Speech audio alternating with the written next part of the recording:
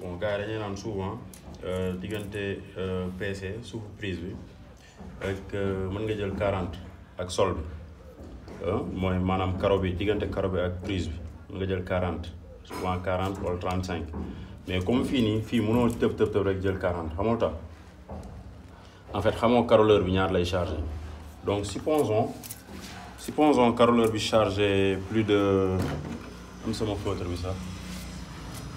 voilà supposons caroleur bi chargé bon en fait caroleur bu chargé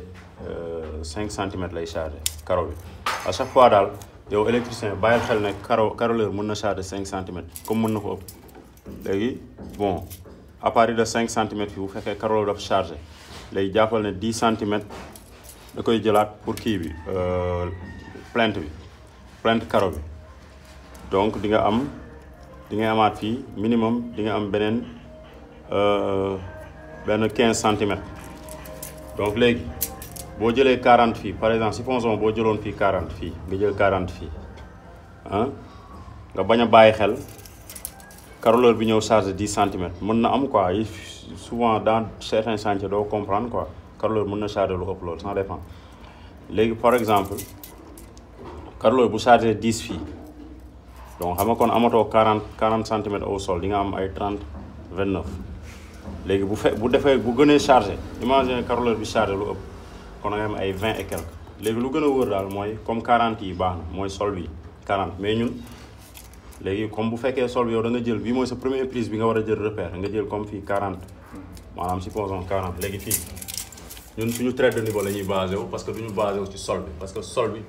ñun defal nañ suñu bopp trait de niveau ba pare ñun ci trait de niveau bi la ñuy basé wu donc suñu trait de niveau du la nax quoi léegi foofu ak fii ñaar la ñu am nañ 95 donc ñun on va essayer de dire 96 maanaam 96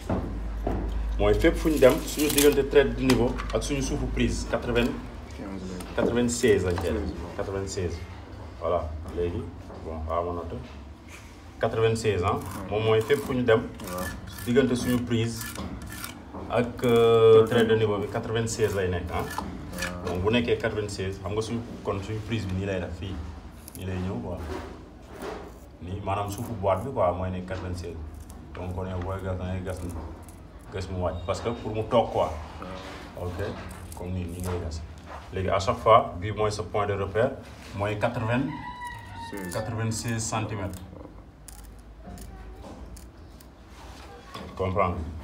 mais comme lu ñu wax rek mooy boîte bi boo ko tegee nii da lay leer ne fii di nga am 2 centimètres couche ciment fii 2 centimètres fii 2 centimètres fii 2 centimètres wala 1 centimètre fii 1 centimètre à tort et à travers de part et d'autre comprendre nga yow li français yi di wax maanaam lépp lu koy wër nekkul xeer moo war a téye boîte bi mais ciment bu sax moo war a téye boîte bi ci côté yëpp nag xeer mën na la kaleel pour nga pointer mais objectif bi mooy ciment moo war a wër boîte bi pour boîte bi tenace quoi dëgër ba loo ci xëcc pression boo def ci boîte bi du roccee mooy ciment bu saf-sap